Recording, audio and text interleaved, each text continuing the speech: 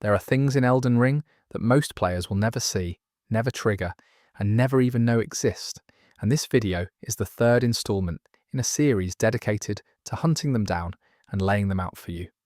Before I move forward, I'm counting on you to support my channel by clicking that tiny subscribe button so that we can spread these amazing videos to folks like you around the world. Thank you. I put this video together because after the second installment dropped, a lot of you were sending in clips and messages about things you'd stumbled across that didn't make sense, glitches that only happened once, enemy behaviours that nobody could replicate, cutscenes that played in the wrong order. I started compiling everything, cross-referencing it with patch notes, with data mine findings, and with my own testing in multiple playthroughs. What you're about to watch is the result of that process. One choice I made, deliberately, was to lead with the anomalies that have the clearest connection to cut or unfinished content, because those tend to offer the most context. The random glitches and one-off weirdness come later. That ordering matters because it builds a picture of a game that is far more layered beneath the surface than even its most dedicated fans realise. Let's get into it. The first thing I want to talk about is something that a small number of players have encountered when fighting Starscourge Radahn. If you approach the Radahn festival without having triggered certain questlines, and specifically if you have never spoken to Ranni at the Church of Ele during nighttime, and have also skipped past Blade's introduction entirely, there is a version of the Radahn fight that loads with a very different enemy distribution on the beach. Several of the summonable NPCs simply do not appear. Not just their signs, but the characters themselves. The beach is emptier. The flags are still there. The music plays, but the festival feels hollow in a way that is hard to describe unless you've seen it. What makes this interesting is not the visual, it is what it implies. The festival is being held in Radahn's honour, partially to contain him, partially as a kind of grim mercy. The NPCs who show up to fight him are not just summons for gameplay convenience, they are participants in a ritual, and when certain questlines have not been activated, the game apparently does not spawn them because, from a world state perspective, they have no reason to be there yet. This suggests the festival was originally designed with a much tighter connection to the questline progression than what shipped in the final game. You can see evidence of this in the dialogue of Jeren, the event host, who has alternate lines that reference specific characters being present or absent. Most players will never hear those alternate lines because the conditions to trigger them are so narrow. Moving on.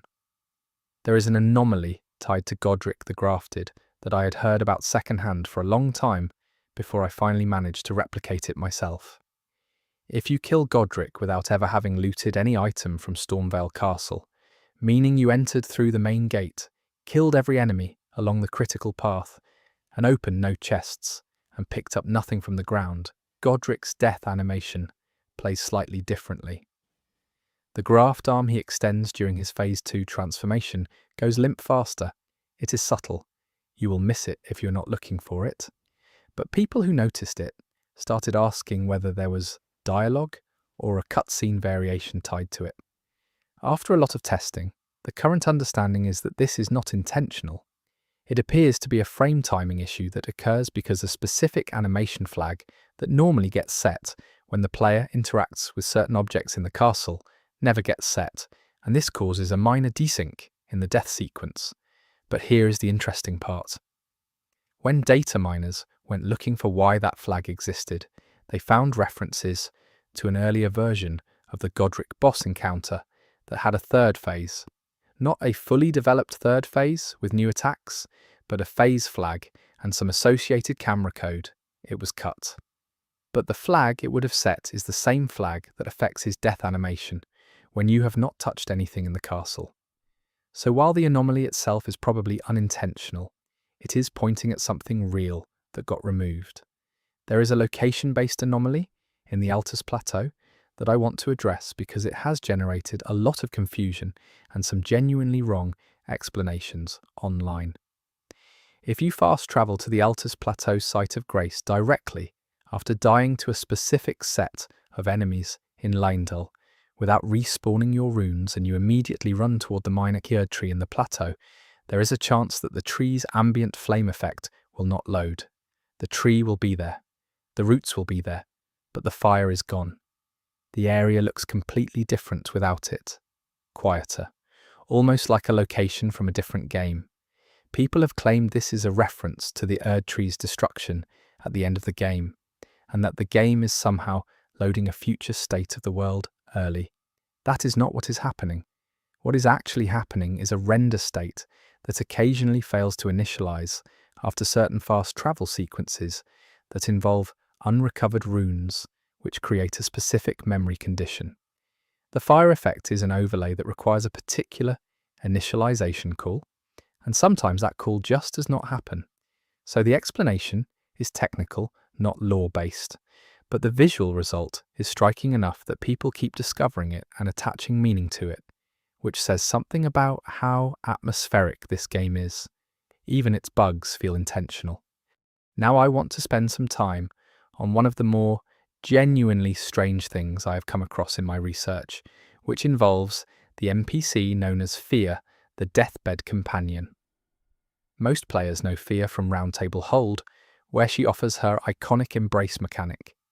What fewer players know is that Fia has a set of unvoiced dialogue lines in the game files that were never cut, but are also never triggered under any normal gameplay conditions. These lines are not leftovers from a cut quest line. They are fully integrated into her dialogue tree. They branch off from existing conversation nodes. They are just unreachable.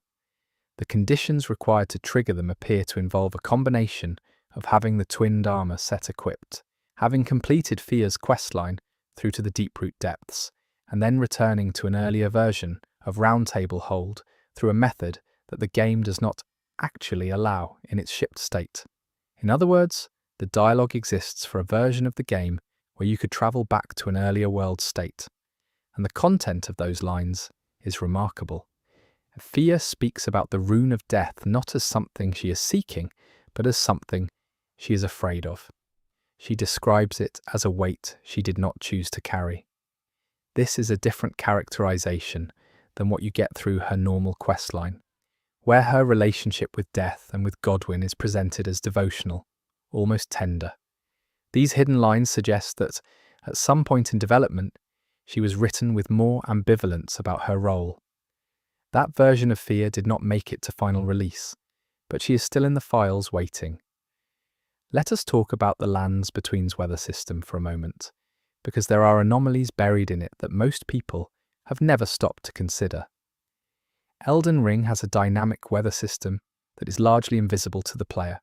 Rain falls in certain regions, fog rolls in at certain times, the lighting shifts based on conditions that are partly procedural and partly tied to world state flags. What is less known is that there are weather states in the game that appear to have been designed for areas that do not exist in the shipped version of the game. There are fog and rain variants that are attached to biome tags which do not correspond to any reachable area. Some of these appear to have been intended for underground regions that were cut during development, regions that the map data suggests once existed somewhere beneath the Altus Plateau. When you look at the elevation data for that section of the map, there are spaces in the geometry that suggest large hollow areas below ground, similar to the Ainsel River or Nokron, but never realised. The weather system has states ready to go for those spaces: rain that never falls, fog that has nowhere to drift. There is a piece of enemy behaviour worth discussing at length because it is one of the most frequently misunderstood things in the game.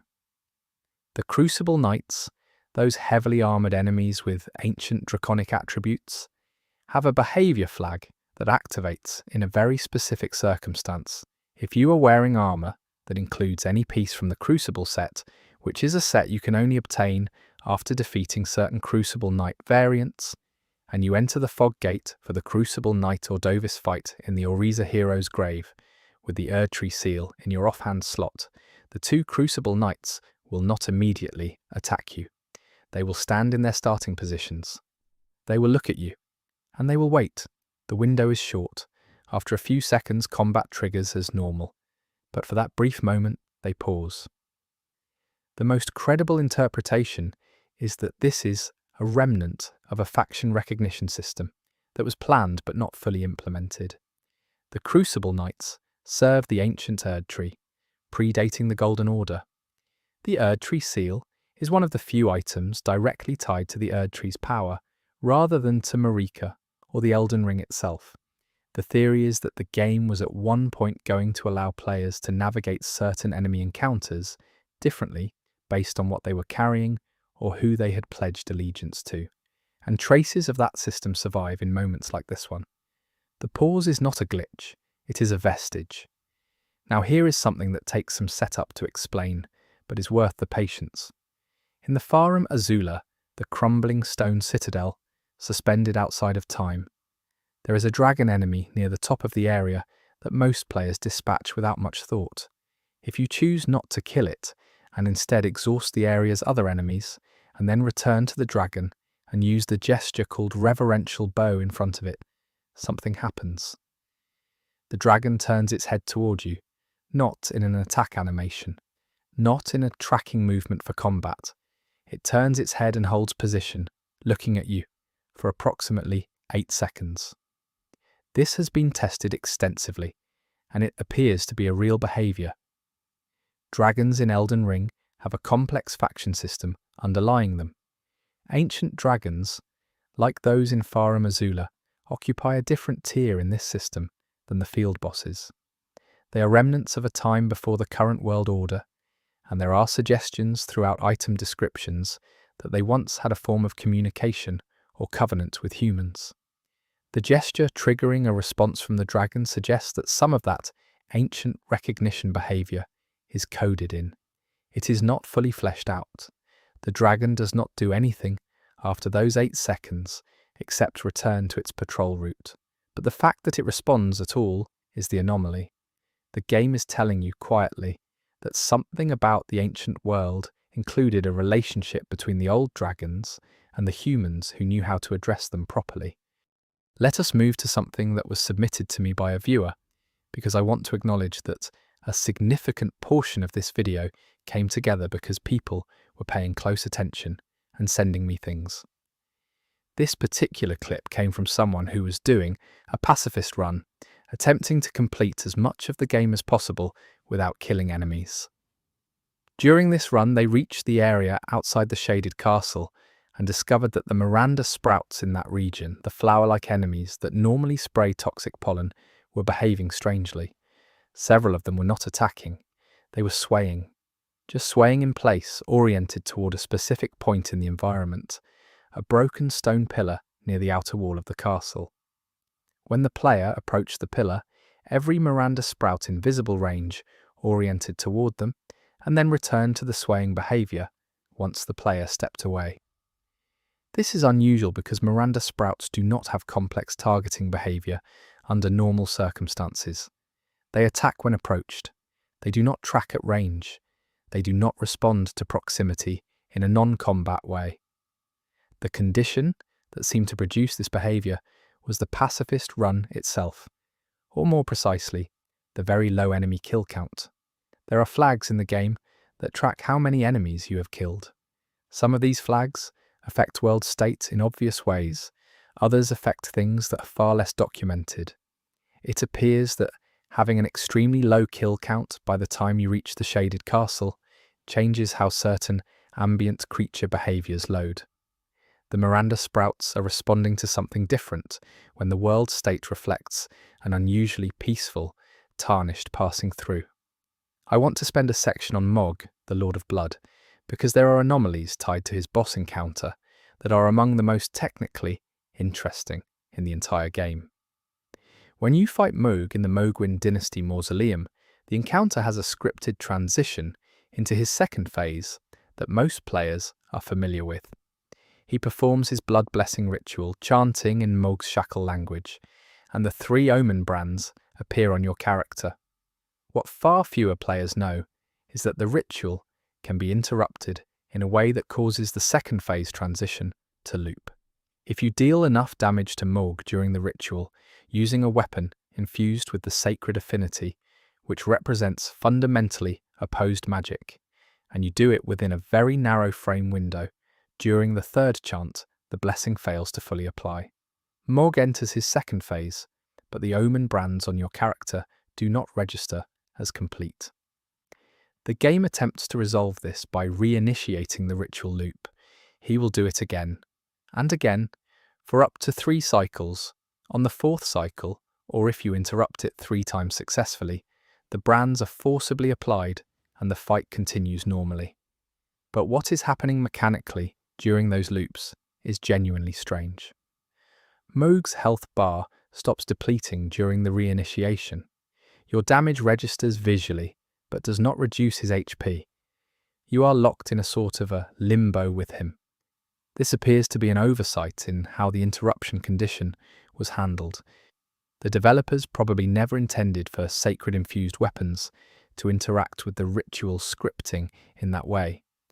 But the result is a visual spectacle that almost looks like Morg is genuinely struggling to complete his corruption of you. There is a region of the game that I think is severely under-examined when it comes to anomalies, and that is the consecrated snowfield.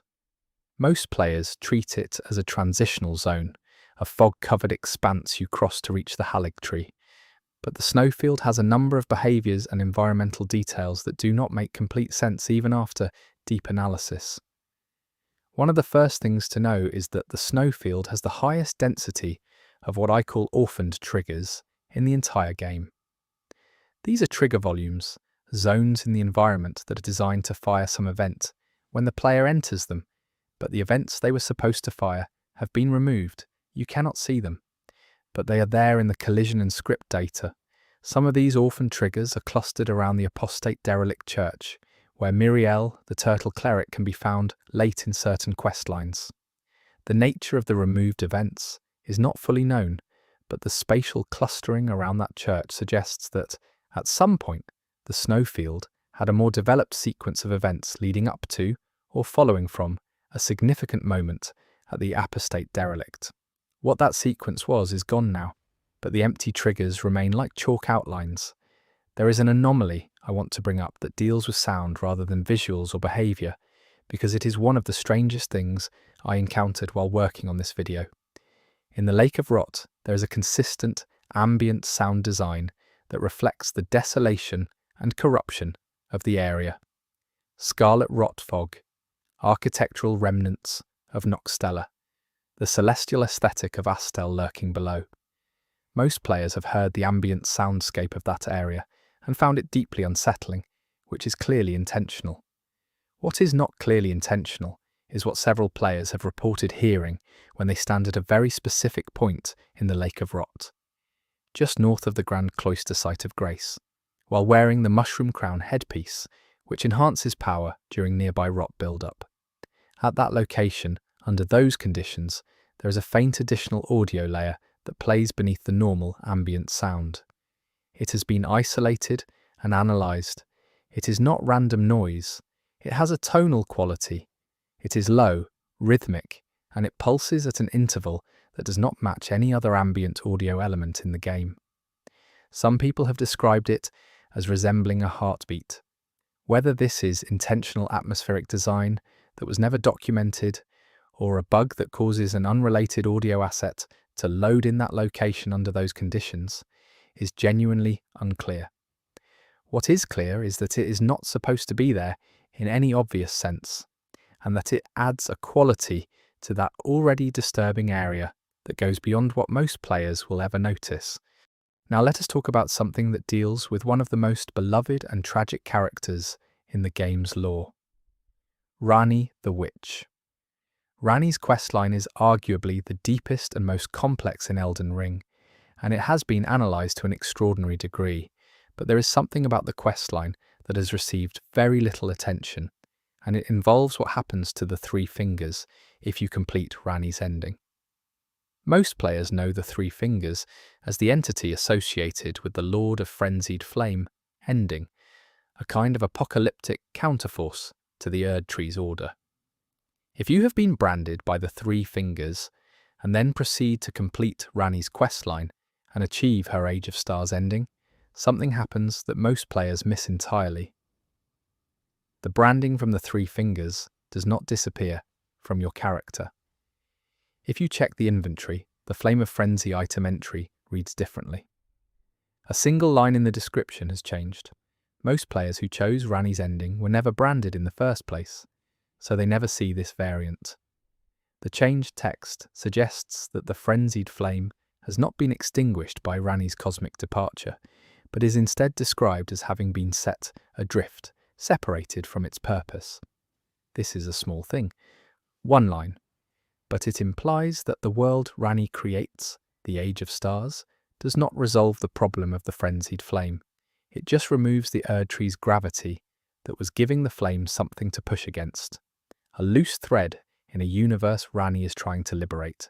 Whether that is a threat lingering beyond the ending, or simply the cost of freedom, is something the game leaves entirely open. There is an encounter type in Elden Ring called an invasion, where an NPC phantom enters your world as a hostile combatant. These are scripted events, distinct from player invasions, and they each have defined trigger conditions. What is less known is that several NPC invasions have secondary trigger conditions that most players never activate, conditions that cause a different version of the invader to appear. The clearest example of this involves the invader Ensha of the Royal Remains. Ensha invades after you make sufficient progress in Roderika's questline. Most players have fought him exactly once, and then interacted with his remaining equipment at Round Table Hold. What very few players have discovered is that if you are wearing any combination of the Royal Remains, armor set, and the blue cipher ring, when Ensha's invasion triggers, a flag fires that changes his opening animation. Normally he appears in the world silently. With the ring equipped and the armor set on, he appears already mid-swing, a full aggressive animation, as if he has been watching you and lunging the moment the transition completes. The blue cipher ring is designed to summon you to the aid of others. The Royal Remains armor is described as protecting those who have lost something of themselves. The combination appears to represent something specific to the game's world state logic, something about presence and attention that makes Ensha behave as though he has been waiting for you specifically, rather than simply responding to a trigger. I want to address the Death Root and the Bestial Clergy questline at some length because there is an anomaly buried in it that connects to a much larger piece of implied history. Gurank, the beast clergyman, consumes death roots you bring him in exchange for rewards. As you bring more death roots, he periodically becomes hostile, attacking you before returning to his merchant role. Most players have noticed this pattern. Fewer players have noticed what happens if you bring him death roots in a specific order that requires skipping certain legacy dungeons. The game tracks not just how many death roots you have given him, but which ones you have given him. Each death root in the game world is associated with a specific location of origin. If you bring Gurank only death roots from locations associated with Elden Ring's underground regions, the Siofra River, the Ainsel River, the Deeproot Depths, and never bring him death roots from surface locations, his hostile trigger fires earlier than normal on the second death root rather than the third. The underground death roots appear to carry a different resonance for him, and this makes a kind of sense when you consider what Gurank is. He is revealed to be Malekith in a later form, or an earlier one, depending on how you read the timeline, and Malekith's role was to contain the Rune of Death, to keep it from the underground, from the Erdtree's roots, from Godwyn's remains. Bringing him death energy from those specific places is more destabilizing than surface death. The game tracks this distinction, even though it never tells you it is doing so. There is a visual anomaly I need to discuss that occurs during the Elden Beast boss fight. The Elden Beast is the final boss of the game's primary ending sequence and represents the will of the Greater Will, the outer god that established the Erdtree's dominion. The fight takes place in a golden void that visually evokes the space between stars. During the fight, certain attacks from the Elden Beast create geometric patterns that fade after a moment. Most players see these as particle effects, visual spectacle. But several players began documenting the patterns and discovered that they are not random. They recur. The same configurations appear in the same phases of the fight. When someone mapped them against symbols found in the game's environmental art, specifically the astronomical glyphs on the ceilings of Raya Lucaria's observatory rooms, there were matches. Not perfect matches, not exact symbol-for-symbol correspondence, but clear structural similarities in the geometry. The implication, and this is absolutely a suggestion rather than confirmed fact, is that what the Elden Beast is doing when it creates those patterns is not just attacking, it is writing. It is inscribing something into the space of that golden void using its own body and energy. What it is inscribing may be related to the celestial language seen throughout Raya Lucaria, a language of astronomical law and cosmological ordering. The Elden Beast, in the act of trying to destroy you, may be continuously rewriting the rules of the world it is fighting to preserve. In the Nokron Eternal City, there is a set of ruins that most players pass through quickly on their way to the ancestral woods, and eventually to the Mimic Tier boss. These ruins contain a water feature, a thin stream that runs through the stonework and collects in a shallow basin near a broken bridge. If you stand in that basin for an extended period, approximately 4 minutes of in-game time without moving or attacking, a sound event fires. It is brief. It sounds like a small stone striking water, except there is no stone, and the physics simulation for the water in that basin does not have a ripple model, so what you hear has no visual counterpart. The audio file for this event was found in the game files, and it is labelled with a tag that roughly translates as response sound, proximity echo, ancestral range. The Nokron ruins are built around the memory and gravity of the Eternal City, a place that was shattered and drawn partially into the sky by the power of an outer god. The ancestral spirits that inhabit this region exist in a state between memory and presence. The theory that has gained the most traction is that this sound event is a vestige of a system in which the ancestral spirits of Nokron would respond to a patient, still player, acknowledging their presence. The system was either cut or reduced to this single, ambient trigger, but if you stand there long enough, something answers. There is an item in Elden Ring called the Missionary's Cookbook, and there are multiple volumes of it. These are crafting recipe books, fairly mundane in terms of their in-game function. But the flavour text across the volumes tells a fragmented story about a missionary order that travelled the lands between spreading the faith of the Erd Tree. As you read across all volumes, you piece together that this order encountered something in the wilderness that their faith could not explain, and the later volumes become increasingly fragmented in their language, almost as if the writer was losing coherence. This is all known lore. What is less known is that there is a 5th volume of the Missionary's Cookbook that exists in the game files and does not appear in the shipped game. It cannot be obtained through any item ID manipulation available in the base game. It exists as a complete item with flavour text, a model, a grid icon, and a set of recipes. The flavour text of this 5th volume reads in its entirety as a single sentence in a language that the game does not identify and that has resisted translation efforts. Nobody has confirmed what language it is written in or what it says. The recipes it would have unlocked are for items that also do not appear in the shipped game. Items with placeholder names referencing a material type called grace residue, which does not exist in any other context. This volume was finished enough to have full art and text. Something stopped it from being included. There is a behaviour associated with the finger reader crones, the hooded women who read the guidance of grace and sell items near major sites of grace that most players have never triggered. These characters are generally background figures. They speak when spoken to, sell their wares, and occupy the landscape as markers of the Erd Tree's reach. But they have an extended behaviour set that activates under very specific world state conditions. If you have completed the Volcano Manor questline, killed Rykard, and then returned to any finger reader crone while also having the Taker's Cameo talisman equipped, the crone's idle animation changes. Instead of their normal swaying posture, they stand still. Completely still.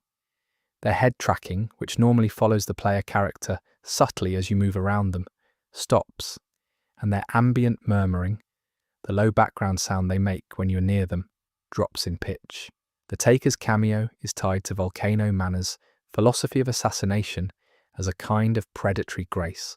Rykard's defeat removes a major node of that philosophy from the world. The finger readers serve the eared tree's will and read the grace that flows from it. The combination of conditions seems to produce a state where the crone is registering something wrong, a disruption in what they are reading. They are not coded to respond to that disruption with dialogue. They simply go quiet and still, which is in some ways more unnerving. There is one final anomaly I want to give the most time to, because it is the one that, after all my research, I find the most genuinely difficult to explain. It involves the tree sentinel, the golden knight on horseback that most players encounter as one of the first powerful enemies in the game, standing on the road outside the church of Ella. The tree sentinel is a gatekeeper figure, a manifestation of the Erd Tree's authority patrolling the roads of the lands between. Most players either fight him immediately, die, come back later, or avoid him and move on. Very few players have done what is required to see what I'm about to describe. If you enter Leyndell, the royal capital, without having killed the tree sentinel outside the church of Ella, and you then reach the Erd Tree Sanctuary inside the capital and interact with the item found there, and then you return to Limgrave and approach the original tree sentinel, something is different. His patrol route has changed. He's no longer riding the road. He is standing at the edge of the cliff that overlooks the water south of the church of Ella, facing outward toward the horizon. He is not in combat posture. He is not patrolling. He is standing. Just standing at the edge, facing away from the Erd Tree, facing away from Leyndell, facing toward open water and sky. If you attack him, the fight begins normally. If you do not, he will stand there indefinitely. The Erd Tree Sanctuary is described in its item lore as the resting place of the intention of the Elden Ring, a place where the will of the greater will was housed and then abandoned. The theory is that interacting with that location, with that emptied sanctum, changes a flag associated with the Erd Tree's authority status, and the tree sentinel, as a bound agent of that authority, responds. Not by attacking, not by patrolling, by stopping, by standing at the edge of the world, he was made to protect and facing the direction where there is nothing left to serve. There is no cutscene. There is no dialogue. The game does not acknowledge it in any way. It is just a knight at the edge of a cliff. And if you know why he is there, it is one of the saddest things in Elden Ring.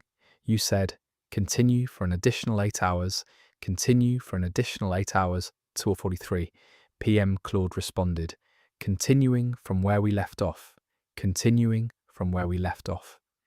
There is an anomaly tied to the roundtable hold that most players never notice because it requires a very specific sequence of actions across multiple playthroughs or a deep awareness of world state flags that the game does not communicate to you.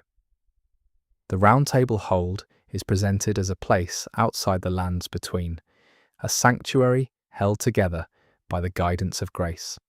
It has a fixed layout and a cast of characters that shift as you progress through the game. What most players do not realize is that the hold has a physical orientation. It exists somewhere. And if you look carefully at the windows in the main hall, the ones that show an abstract blurred exterior, the light that comes through them changes based on time of day in the lands between. This is a minor detail that most players chalk up to atmospheric design. But there is a specific time window around what the game internally tracks as the third hour after midnight in its day cycle, where the light through those windows turns a colour that does not match any sky in the accessible game world. It is a deep violet that has no corresponding environment. Several players noticed this and began cross-referencing it with cut content data. What they found was that an earlier version of the roundtable hold had an accessible exterior. You were supposed to be able to leave the hold and look back at it from outside. That exterior environment was cut, but the lighting system for it was not fully removed. So at a specific time, each in-game cycle, the hold briefly illuminates itself with light from a sky that no longer exists. There is a mechanic connected to the Dung Eater that goes almost entirely undiscussed because it requires circumstances that most players would never set up intentionally. The Dung Eater is one of the more polarizing characters in Elden Ring, a figure of deliberate grotesquerie whose questline involves acquiring seedbed curses from the defiled bodies of NPCs throughout the world. His goal is to curse all life, to ensure that every soul in the lands between is reborn defiled, denied the grace of the Erd Tree's cycle. Most players who engage his questline do so for the reward or out of completionist instinct, rather than sympathy with his goals. But here is the anomaly. If you complete the Dung Eater's questline in full, give him all 5 seedbed curses, and then travel to the Erd Tree gazing hill site of grace and use the gesture called Grovel for Mercy while facing the Erd Tree directly. A sound plays. Not a loud sound, a very quiet one. It is described by everyone who's heard it as something like a low moan or a tone of mourning, and it plays once and does not repeat. It is not tied to any visible environmental change. It is not tied to any item or status. The audio file exists in the game's sound data, attached to a flag that reads something close to Grace Rejection, confirmed, all conditions. The gesture is one of the most submissive in the game. Performing it toward the Erd Tree after completing the full defilement sequence apparently triggers an acknowledgement from the Erd Tree's ambient sound design that it has registered what has been done and has no response except grief. Let us spend time on the Colosseum content, specifically the Lanedale Colosseum, because there is behaviour there that even veteran players have not fully mapped.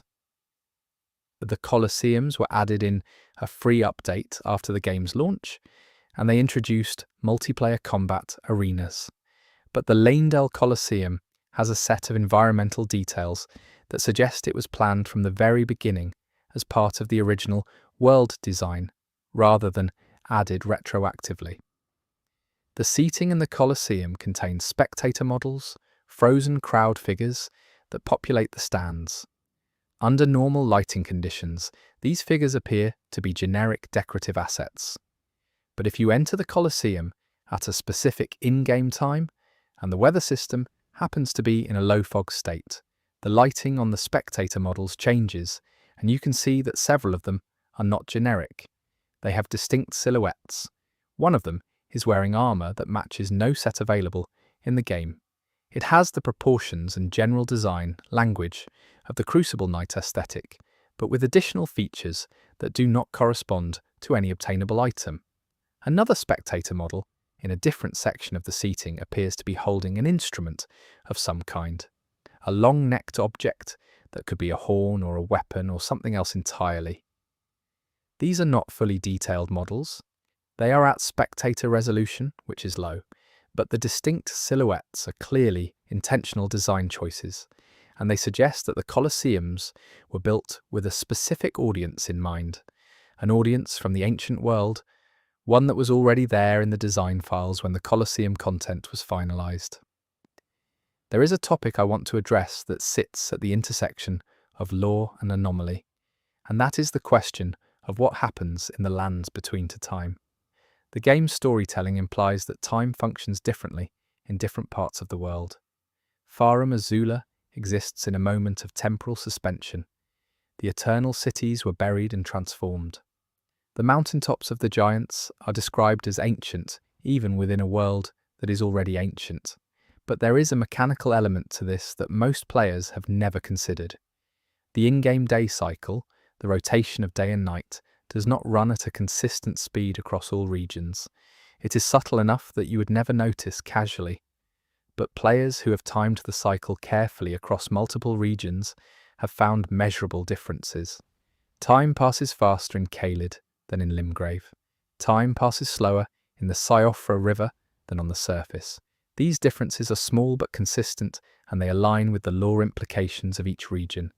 Caelid is a place of rapid decay and corruption, a place where rot has accelerated the end of things.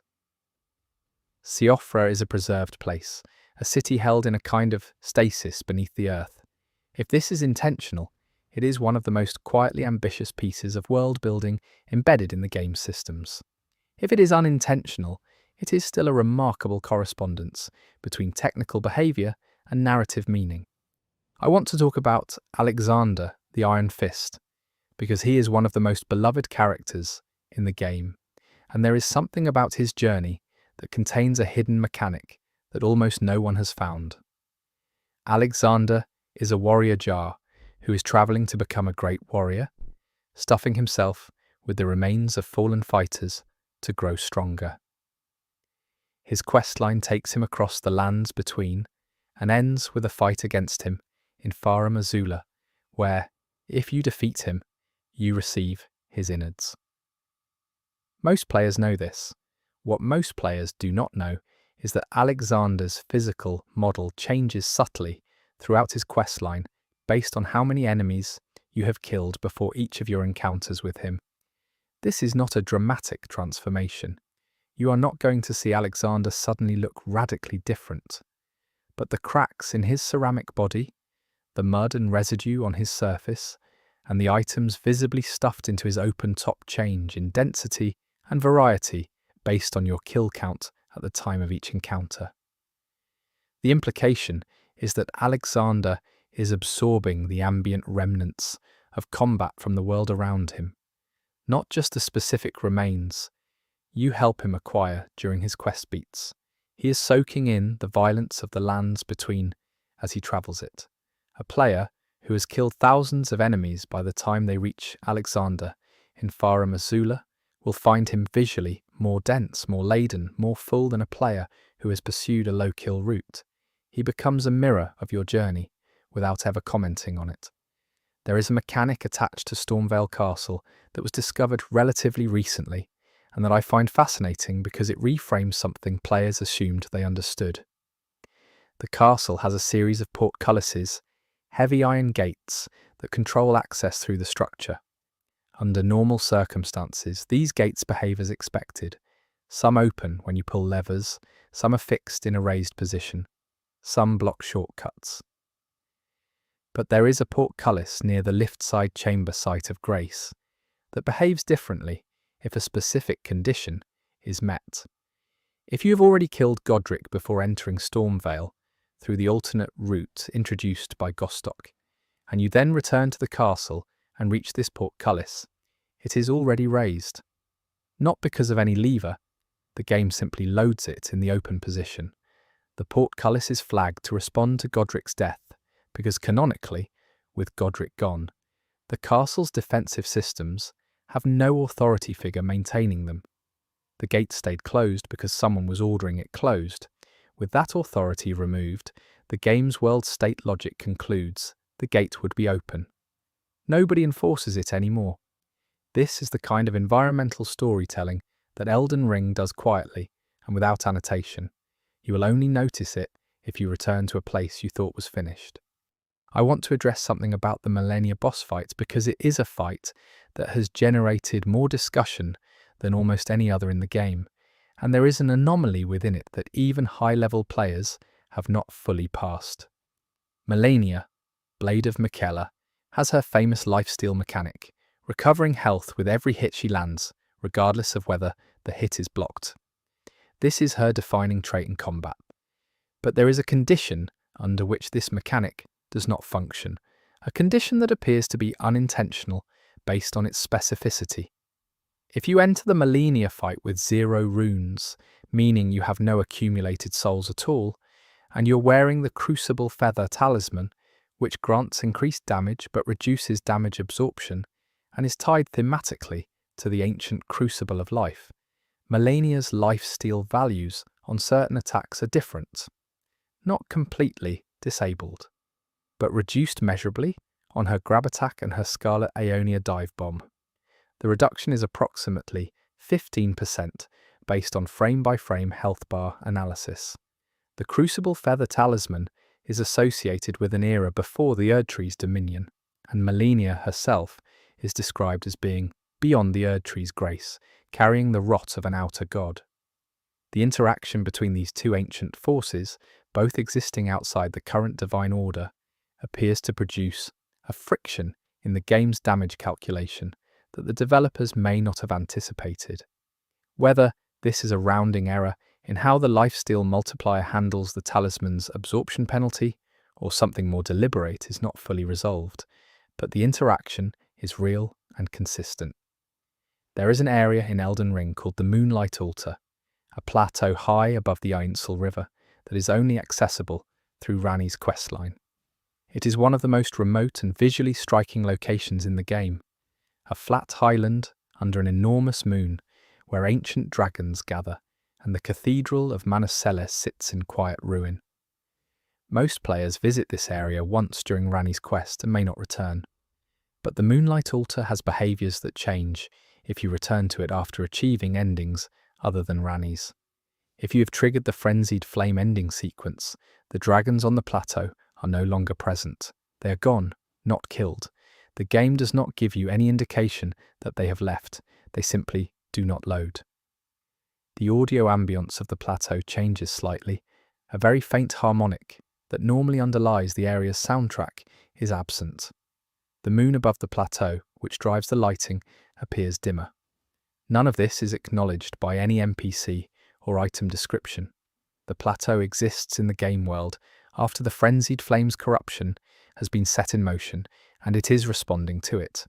The ancient dragons, who are tied in the lore to an era before the Erdtree, and who would be among the first to sense the unravelling of cosmic order, have left. Where they have gone is not stated. The game simply registers their absence and moves on, as if recording a fact it does not need to explain. I want to talk about the Erdtree itself as an object in the game world, because there are behaviours tied to its physical presence that most players have never tested. The Erdtree is visible from almost every outdoor area in the lands between. It is the constant visual anchor of the world, a golden tree burning with a light that can be seen from the Weeping Peninsula to the mountaintops. What most players have not done is spend time watching it from a fixed position over an extended in-game period.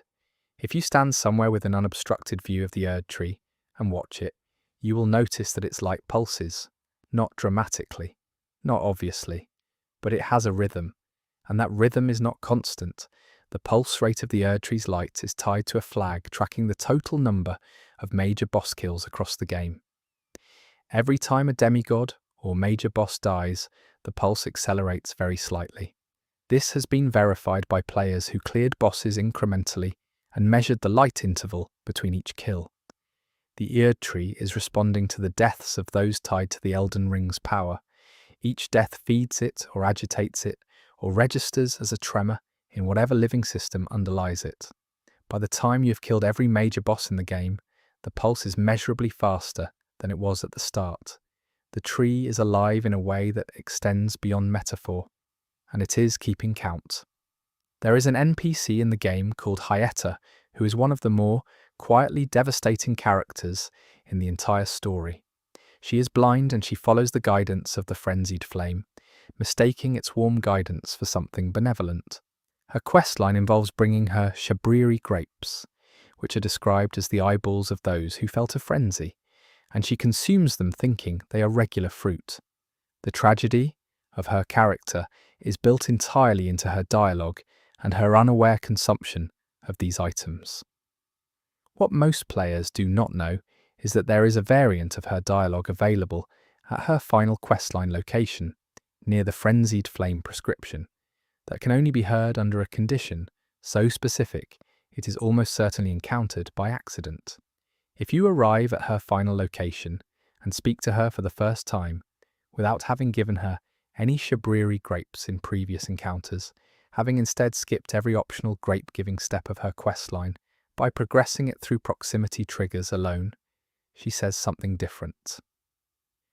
In the standard questline, her final dialogue reflects a character who has been transformed by what she consumed.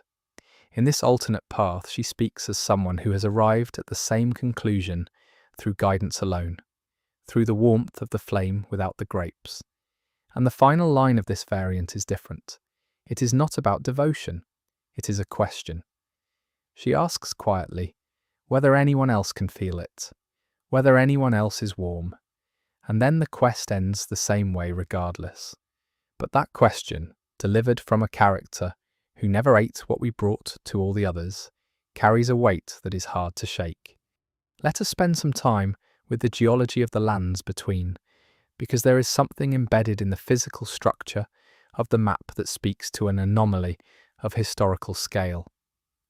If you look at the terrain elevation across the entire accessible world, you can identify a series of circular depressions in the landscape that are not immediately obvious because they are large enough that their curvature is gradual.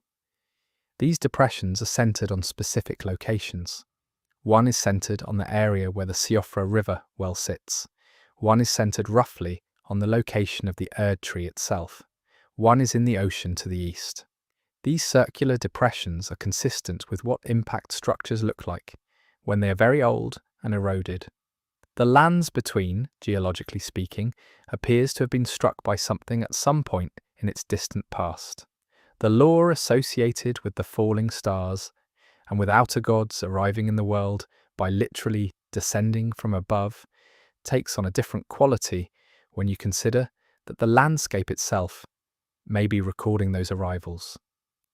The well entrances to the underground cities are positioned inside these depressions.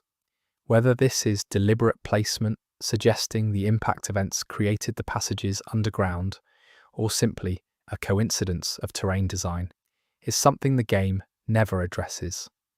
But the physical map data supports the reading, and it reframes what the underground cities are. They are not just buried, they may be impact sites, places where something from outside the world arrived and went deep. There is an item interaction I need to describe that involves the fingerprint stone shield, one of the heaviest and most distinctively grotesque items in the game. It is a shield covered in the handprints of the 3 fingers, those reaching finger hands associated with the frenzied flame. The shield has a unique passive that causes madness build-up in nearby enemies, an unusual defensive item that exerts offensive pressure just by being present. But the anomaly tied to this item is not about its stats. It is about what happens when you use it in a very specific location. If you equip the fingerprint stone shield and stand inside the room of the Elden Throne, the large chamber in Leyndell, where the empty golden throne sits in the absence of Marika, and you remain there for an extended period without attacking or moving, the madness build-up visual effect that the shield generates begins to behave differently. Normally it appears as a faint white shimmer around enemies. In this room, with no enemies present, the shimmer appears in the empty space around the throne. It is faint, it is brief, it flickers rather than holds, but it is there, responding to something the room contains or represents. The throne is where Marika sat in her role as vessel of the Elden Ring. The frenzied flame is the antithesis of the Elden Ring's ordered divinity. The shield is registering something in that space, some residual presence or tension that the madness system apparently reads as a valid target. There is something I want to address about the rune bears because they are creatures that receive a lot of attention for their aggression and very little attention for their lore. Rune bears are massive creatures that glow with the energy of great runes, as if they have absorbed more of the Elden Ring's power than they were meant to contain. In most encounters they are simply obstacles, but rune bears have a behaviour that activates only during a specific weather state, and only in a specific region. In the Dragon Barrow area of Caelid, during the game's fog weather variant, rune bears that have not yet been aggroed will occasionally stop moving and sit. Not in a threatening posture, not in any posture that suggests combat readiness. They sit, and the glowing rune energy on their bodies dims very slightly. After a variable period of time, usually between 30 seconds and 2 minutes, they stand and resume their patrol. This sitting behaviour has no obvious mechanical purpose. It does not grant them any status effect. It does not change their combat behaviour when they are subsequently engaged.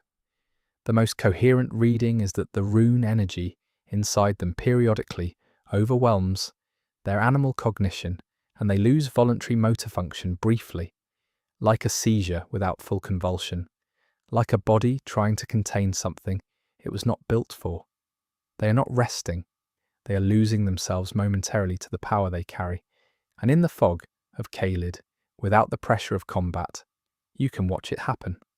I want to address the ghost of a topic that comes up frequently in Elden Ring communities, which is the question of whether there are enemies in the game that can die permanently without the player killing them.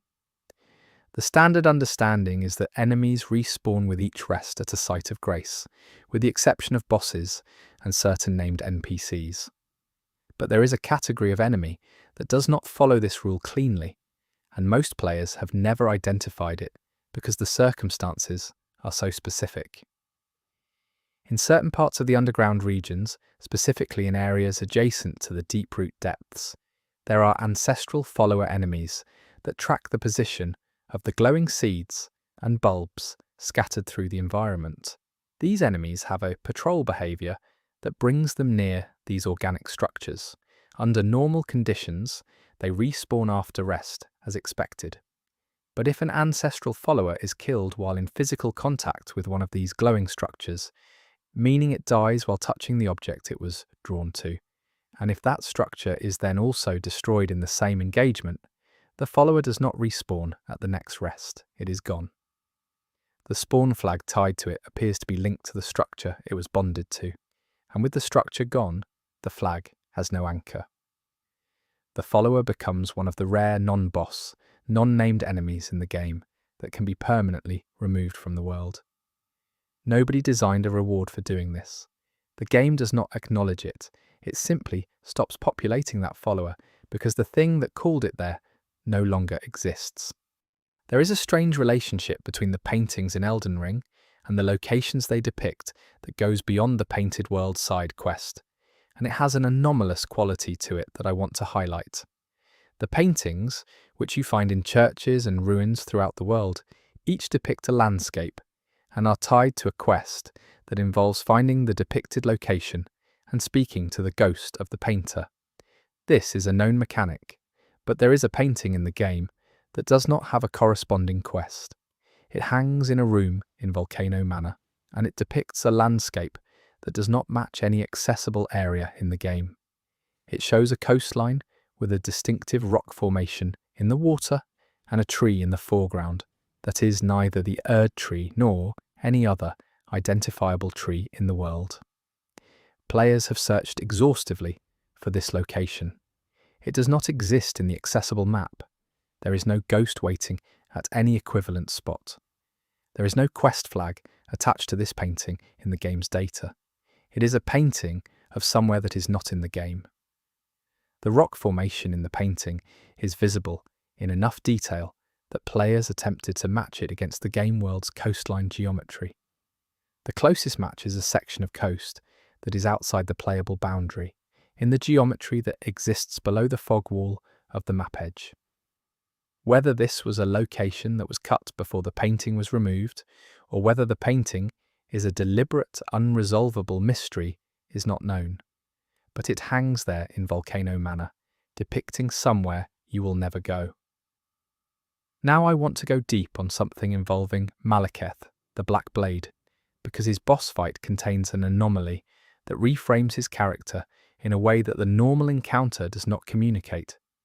Malekith is Marika's shadow, her bound shadow to be precise, a creature of enormous power chained to her will and tasked with bearing the rune of death within his body. When you fight him in Farum Azula, the fight begins with a disguised phase as Gurunk the Beast Clergyman, before the true form is revealed. The second phase, as Malekith, is aggressive and visually dramatic, But there is something in this fight that most players miss because they are focused on not dying. Malekith speaks during his attacks. He has vocalized lines in his assault animation, growls and partial phrases that play during specific moves. Most players hear these as combat audio, ambient growling from an enemy. They are not random. When isolated and the audio is cleaned up, these vocalizations include fragments that have been tentatively identified by community researchers as corrupted versions of prayers. Not attacks, not threats, prayers. The cadence and structure match Erdtree devotional language found in other parts of the game. Malekith, while trying to kill you, is praying. The being who has served as a bound instrument of divine will for an era beyond reckoning, who has been chained to a purpose he did not choose, is praying as he fights. Whether he is praying for victory, for release, or simply because he has prayed for so long, he cannot stop. The game does not say. But the sound is there, embedded in his attack audio, waiting for someone to listen. There is an anomaly involving the lands between rivers that I want to spend some time on because it is geographic, rather than creature-based, and the geographic anomalies in this game are often the ones that have the most to say. The rivers of the lands between appear to run in patterns that are mostly consistent with natural topography. Water flows downhill, collects in basins, drains toward the coasts.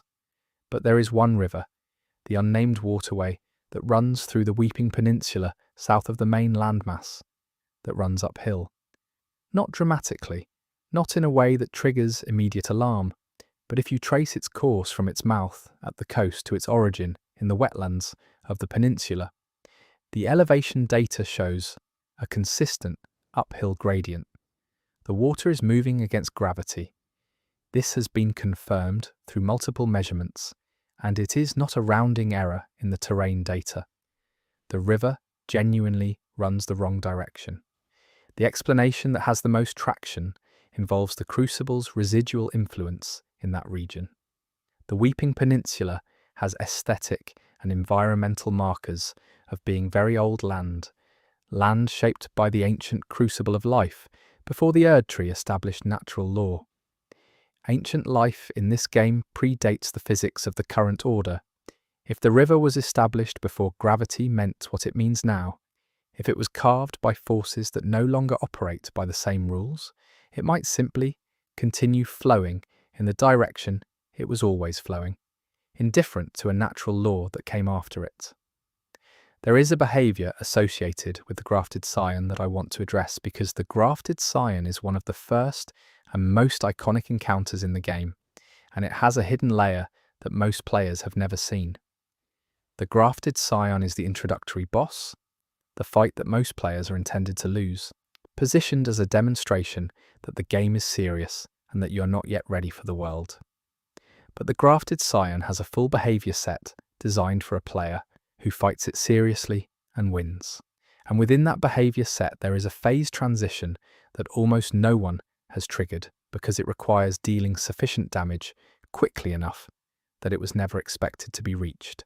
If you deal approximately 40% of the grafted scion's health in rapid succession during the opening encounter, before it settles into its standard patrol pattern, it enters a brief staggered state that triggers a unique animation. The scion reaches out with one of its grafted hands and grabs empty air, as if reaching for something or someone that is not there. This animation was designed for this moment. It is not a generic stagger, it is a specific reach, and it lasts approximately 3 seconds before the scion returns to combat. What it is reaching for, who assembled it, and to what end, and what the gesture means in the context of the game's first moments, are questions the lore does not explicitly answer. But the animation exists, and it was made for a version of the opening encounter that From Software apparently expected almost nobody to experience. I want to talk about Godwyn the Golden, because he is the most prominent figure in Elden Ring, who appears primarily as a corpse, and whose story is told almost entirely through material found elsewhere. Godwyn was the first to die, killed by the Rune of Death in its stolen form during the Night of the Black Knives, but his death was incomplete. His soul died, but his body did not, and his deathless body, still housing some corrupted remnant of the Elden Ring's power, continued to spread through the roots of the ear tree and into the earth. His remains are found in the deep-root depths, a massive and horrifying mass of golden flesh. Most players have engaged with this as a set piece, but Godwyn's remains are interactive in a way that is almost never acknowledged. If you stand near any part of Godwyn's corpse mass, the large golden growths found throughout the deep-root depths and remain still for an extended period, the flesh moves. Not all of it, not obviously, but there is a subtle animation state that activates in the roots and nodules near where you're standing, a slow rhythmic contraction that is different from the ambient idle animation the corpse normally runs. It responds to your presence. Godwyn is dead. His soul is gone. But his body, which the lore says is still driven by some incomplete vital force that death could not fully extinguish, recognizes that something is nearby. He has been denied both life and death and left in between, and something in that in-between state is aware enough to feel that you are there. There is something remarkable about the way the flame of frenzy is represented in the game's sound design that most players have not focused on because the frenzied flame content is frequently rushed through or avoided. The underground passage beneath the capital that leads to the frenzied flame has an ambient audio layer that shifts as you descend. Near the surface it sounds like distant crowd noise, a low murmur of many voices. As you descend further, the voices become more distinct, not in the sense that you can understand them, but in the sense that they begin to resolve into something that sounds less random and more like they are all saying the same thing at different pitches and speeds. By the time you reach the door of the frenzied flame, the audio is a dense layering of what sounds like a single phrase, spoken by thousands of voices across thousands of registers. This audio design is well executed as an atmospheric tool.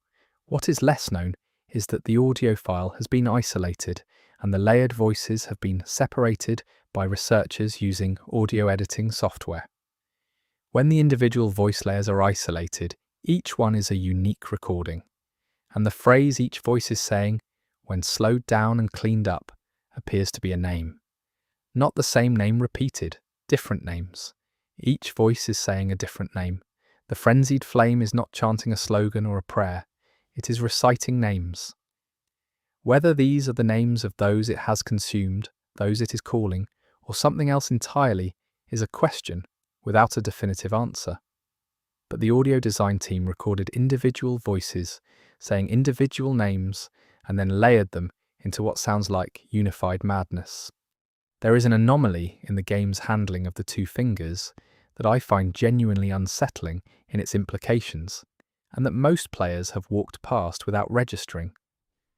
The two fingers are the intermediary figures of the greater will, the emissaries through which divine guidance is transmitted to the Tarnished.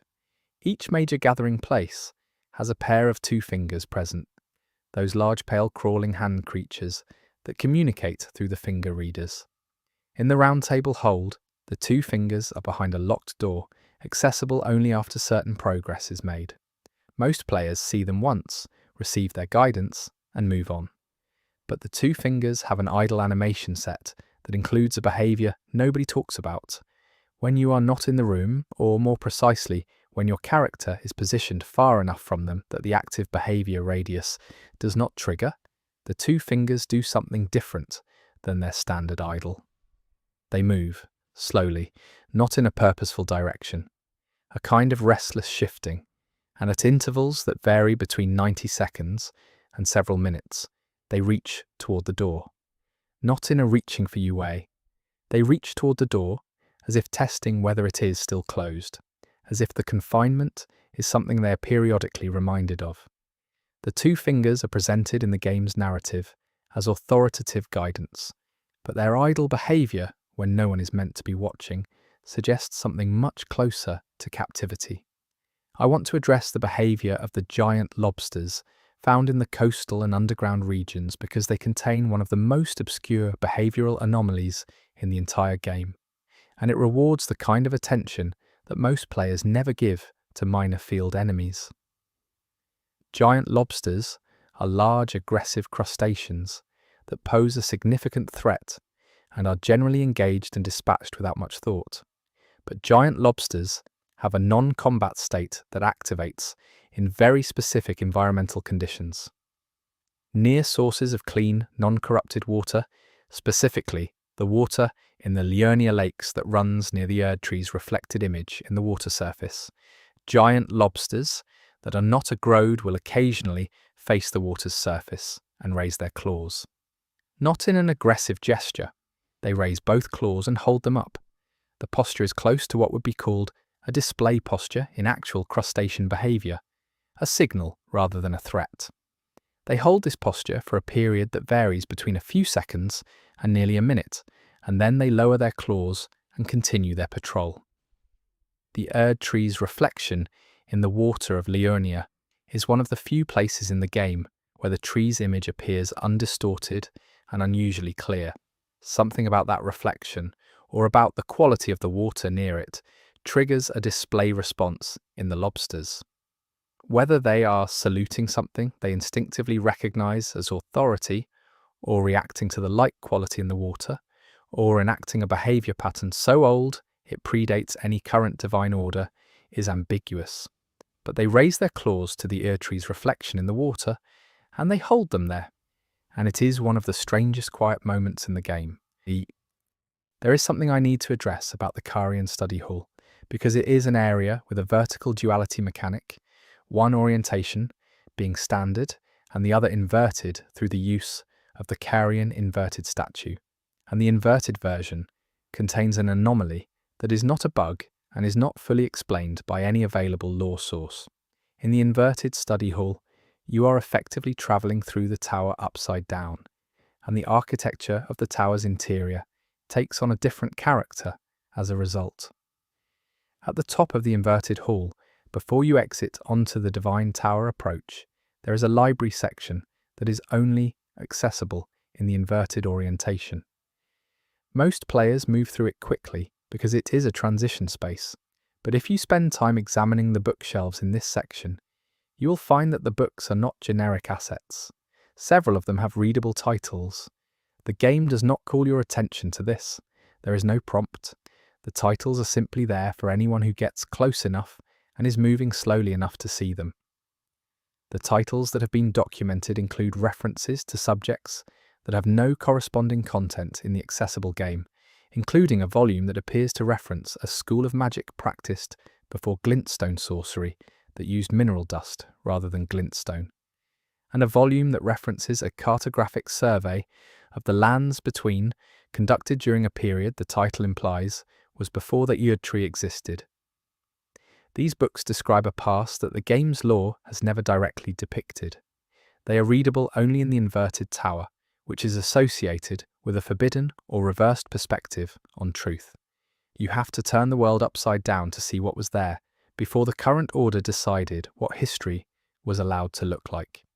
There is an anomaly tied to the bell-bearing hunter enemies, the hostile versions of the twin maiden husks that appear at merchant sites at night, that involves a behaviour during their transition back out of the world state that almost nobody has documented. Bell-bearing hunters are aggressive nocturnal invaders that replace merchants after dark in certain locations. When the in-game time shifts back to daytime, or when you rest at a site of grace, the bell-bearing hunter despawns. This transition is normally invisible because players either kill the hunter or rest to reset the encounter. But if you are in a position where you can watch the transition happen, by standing far enough from the hunter that it is not aggroed and then watching what happens as the time threshold crosses, you see something. The hunter does not simply disappear. For approximately 2 seconds before the despawn, its body posture shifts, it straightens. The aggressive forward lean of its combat posture releases. It stands upright in a way it never does during its active encounter. And then it is gone. The bell-bearing hunters are spirits of former hunters bound to the merchant sites. drawn by the bell bearings that represent the merchant's trade. In their last 2 seconds of manifestation, whatever was animating them in an aggressive state releases, and what remains is a standing figure, upright, present, and then absent. 2 seconds of something that is not the hunter you fought. I want to spend significant time on the Haligtree because it is one of the most lore-rich areas in the game, and it contains anomalies that connect to the game's deepest questions about what Miquella was actually doing and what the tree he grew was meant to become. The Haligtree is Miquella's attempt to create a new divine order, a tree to replace or supersede the Erd tree, one that would not require the shedding of the unwanted, but would embrace everyone the Erd tree had discarded. Its partial state in the game reflects the fact that Miquella was stolen from it before it could be completed. What most players notice about the Haligtree is its beauty and its difficulty. What fewer players have examined closely is the Haligtree's growth pattern.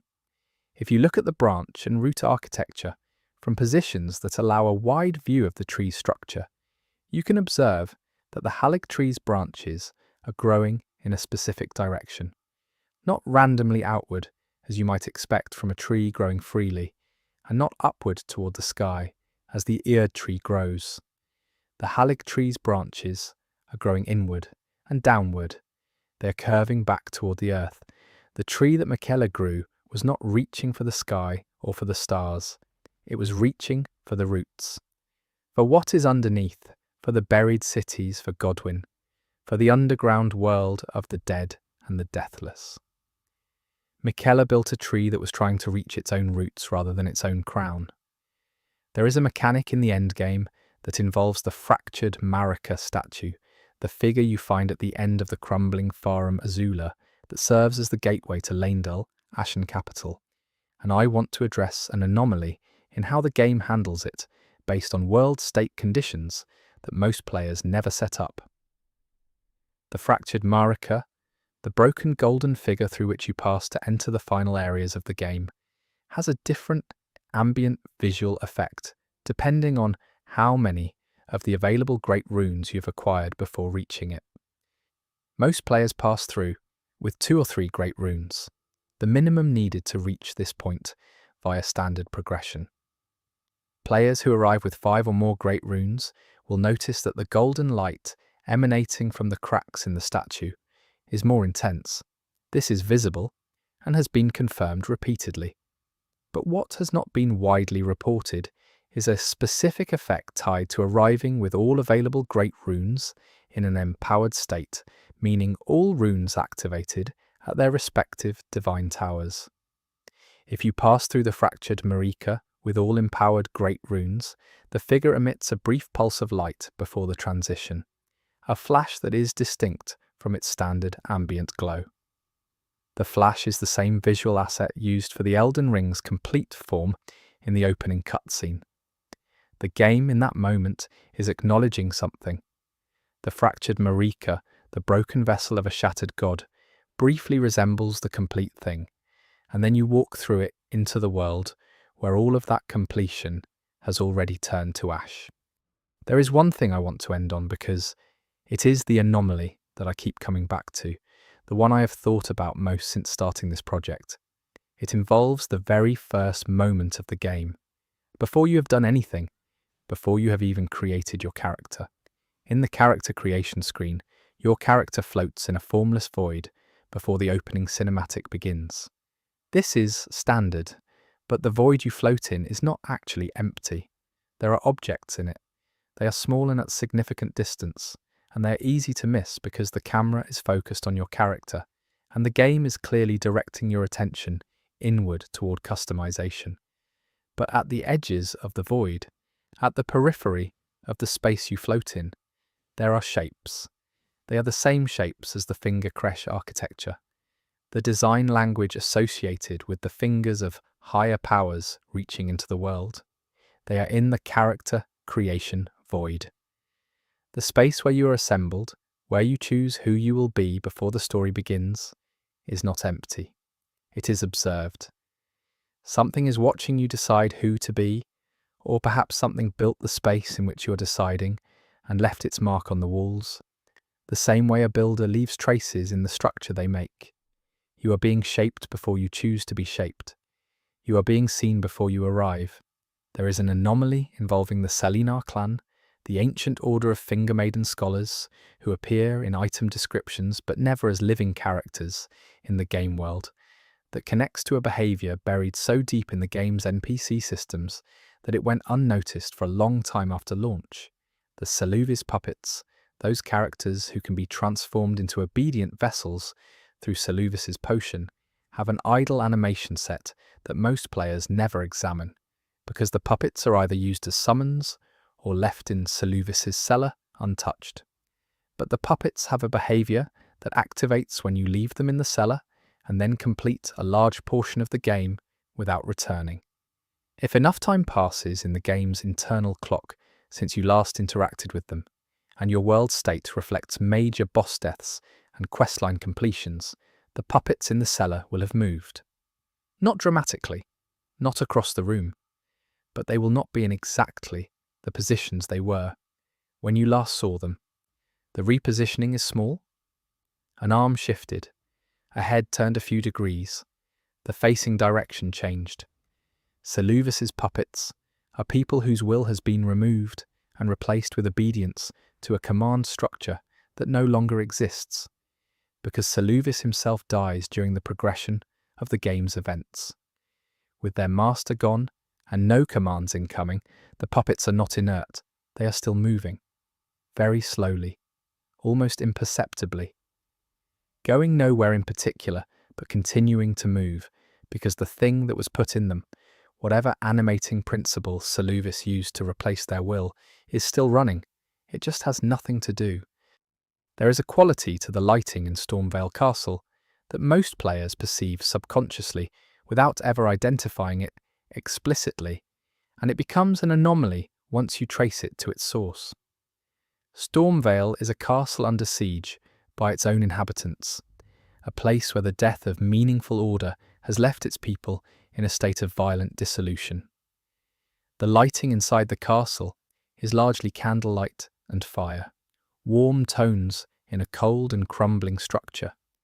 But there is a specific corridor in the castle, the one that runs from the lift-side chamber toward the courtyard with the grafted enemies, where the lighting temperature changes in a way that cannot be explained by any visible light source. The corridor is slightly cooler in its colour rendering than the rooms that feed into it. Not dramatically, not enough to trigger any conscious alarm, but the light is wrong for the space, and when this was identified and investigated, it was found that the corridor sits directly above the root system from which Godric's grafted experiments draw their biological material. Deep beneath the floor of that corridor, the data geometry contains organic structures that are not accessible to the player but are present in the world mesh. Those structures have an ambient light emission property, a very faint, very cold glow that bleeds up through the floor geometry and into the lighting of the corridor above. Godric's grafting operation is not just a boss room and a throne. It extends beneath the castle, and it is faintly luminous, and the light it gives off is cold.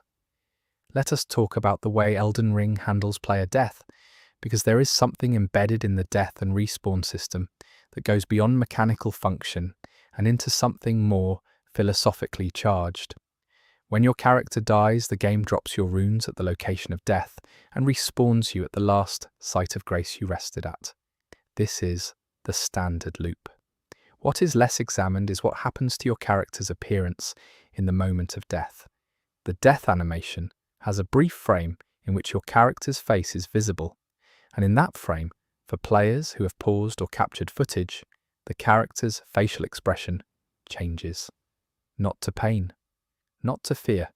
The expression that flickers across the character's face in the final frames of the death animation is something closer to recognition, a slight relaxation of the features, a quality that people who have spent time analysing these frames consistently describe as calm.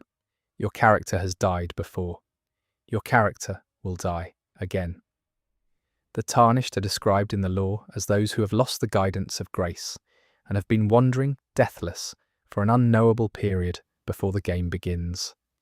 They have been dying and persisting without grace for so long that death itself is familiar to them. Not a catastrophe, but a rhythm. The calm in the death frame is not the game being careless about its animation. It is the Tarnished recognizing a moment they have been through too many times to be afraid of anymore. There is a location in the Siofra River that has received almost no attention from the anomaly hunting community, and I want to correct that, because what happens there is among the strangest things I encountered in this research. In the Siofra River bank area, near the cluster of ancestral spirit candles that you must light to summon the deer boss, there is a small body of water separate from the main river channel, a pool fed by seeping groundwater from the rock face. Under standard conditions, it is indistinguishable from any other decorative water element.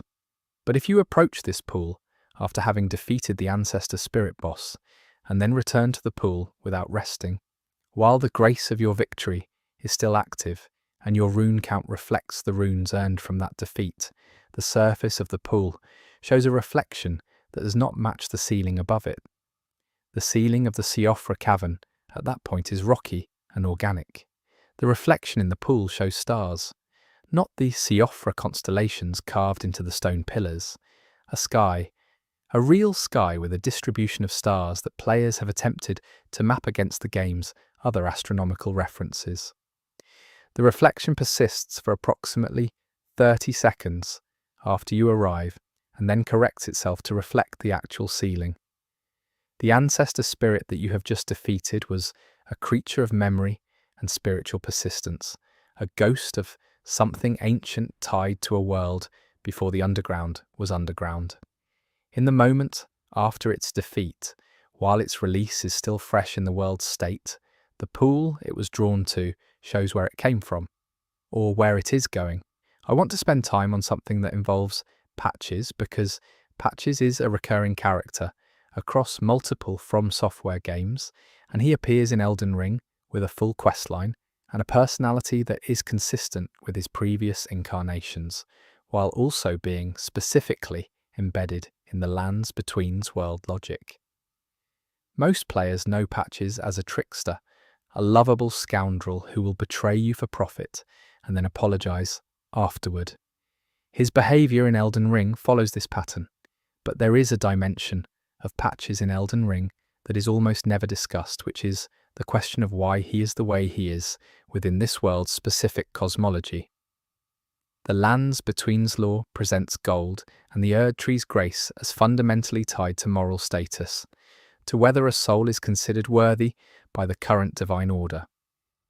Patches is explicitly outside this system. He is not tarnished in the sense the player character is. He is not chasing any Elden Ring or seeking any throne. He is operating entirely by his own rules in a world where operating by your own rules is cosmologically transgressive. And the anomaly is this: if you complete Patch's entire questline and then find him at his final location in Volcano Manor, and you exhaust all of his available dialogue, and then you simply sit nearby and watch him, he will eventually, after a period of doing nothing, take out an item and look at it. The item is in his hand for only a moment before he puts it away. But it is identifiable. It is a gold-pickled foul foot, one of the items associated with boosting rune acquisition, with gathering more from the golden light of the world. Patches, who wants no part of the divine economy, who has spent his entire life taking rather than receiving, is carrying the tool for taking more, even in a moment of private stillness, when no one is meant to be watching. Patches is preparing to take from the world that he has never trusted. There is an anomaly I want to describe that involves the bell tower of the Round Table Hold, the elevated area, accessed through the upper hall, which most players treat as a flavour environment and nothing more. The bell tower is a small space with a bell that cannot be interacted with and a view of the blurred exterior of the hold. The bell itself is a static asset, a decorative object with no evident function, but the bell has collision data that extends beyond its visual model. There is a hitbox around the bell that is significantly larger than the bell itself, roughly the size of a large enemy's attack radius, and this hitbox responds to certain status effects. If you apply the madness effect to yourself through any available means and then approach the bell. While under the effect, the bell moves. It is a single motion, a very slight sway, as if something struck it very gently from the inside. The movement is brief and does not produce sound. The bell then returns to its static state. The round table hold is described as being outside the lands between, held in place by the guidance of grace. The two fingers who reside in the hold are described in various lore sources as transmitting signals, receiving impressions from the outer powers they serve. A bell is a signal instrument. A bell that moves when madness is introduced into the space is either detecting the presence of the frenzied flame's influence in its environment, or it is trying to warn something. The direction of its sway has been mapped by several players. It sways toward the lower floor, toward the locked room where the two fingers wait. Now I want to address something that requires some patience with backstory before the payoff makes sense. And the backstory involves the game's handling of the crucible, that concept of the primordial state of life, before the current divine order imposed its hierarchy on what forms life was allowed to take. The crucible is associated with early incantations that grant you aspects of ancient life, dragon tails, beast claws, aspects of the face. It is described as the source of all life, before the Erd tree decided to manage and constrain that source. What almost nobody has investigated is what happens to the crucible incantations themselves at the end of the game, after the Erd tree is burned and the world state changes. If you cast any crucible incantation in the Ashen Capital, the post-combustion version of Lindel, the visual output of the incantation is different. Not radically, not in a way that changes its function, but the colour of the crucible energy is slightly warmer than it is in the pre-combustion version of the area. The standard crucible effect is a deep green, the colour of ancient life. In the Ashen Capital, it tends slightly toward gold. This shift has been confirmed through colour analysis of capture footage. The implication that has been most discussed is that with the Erd tree burning, its golden energy is dissipating into the environment, and the crucible's ancient life force is absorbing it or being contaminated by it. But a counter-reading suggests something more hopeful. The crucible incantations, which were never part of the Erd tree's order to begin with, may be absorbing the released energy of a dead god and becoming something new. Not more gold, more whole. There is a mechanic involving the spirit spring jumps, those geysers of wind energy that launch your horse to elevated areas, that has a hidden behaviour almost no one has encountered because the condition for it requires ignoring a very loud prompt the game gives you.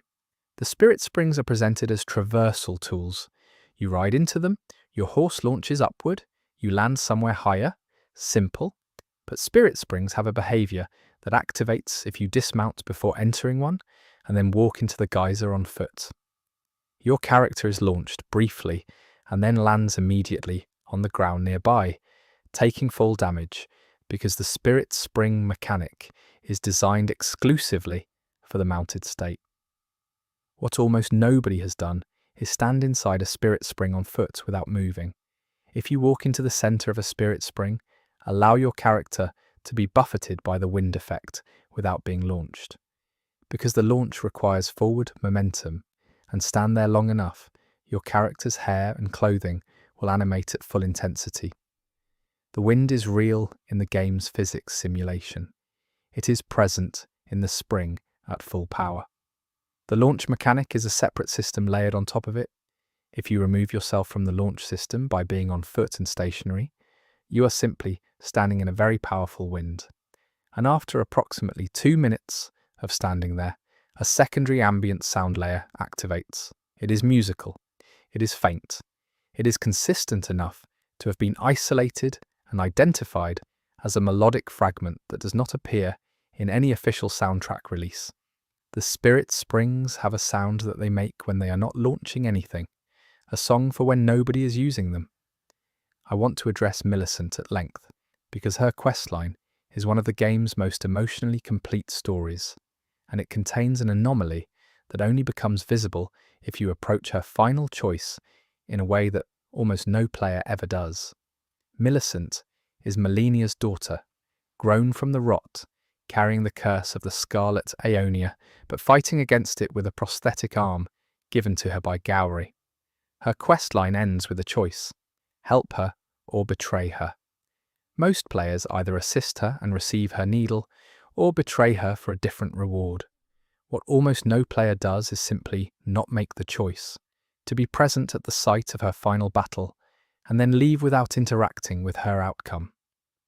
If you arrive at the location where Millicent's questline concludes, encounter the situation as the game presents it, and then without interacting with any element of it, leave the area and do not return for a full in-game cycle, something changes when you come back.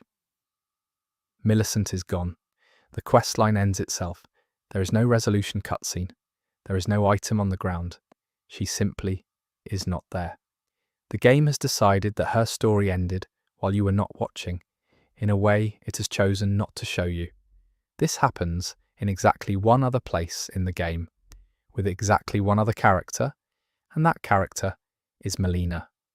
If you never speak to Melina after a certain point in the game, and simply progress without engaging with her summons, her questline also quietly concludes itself while you're elsewhere.